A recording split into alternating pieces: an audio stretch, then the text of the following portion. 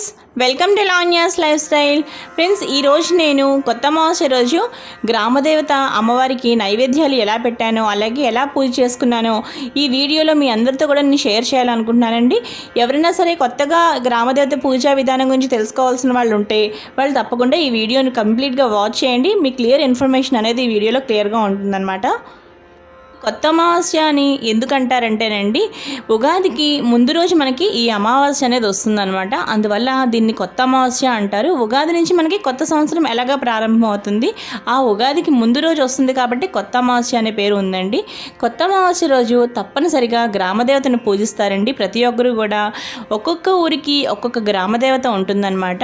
ఒక్కొక్క ఊరిలో మరినమ్మ తల్లి అని, పోలేరమ్మ తల్లి అని, అలాగే దుర్గాలమ్మ తల్లి అని, అలాగే భద్రకాళీదేవి అని, ఇలా రకరకాల పేర్లతోటి మనకు అమ్మవార్లు దర్శిస్తూ ఉంటారనమాట కొత్త అమావాస్య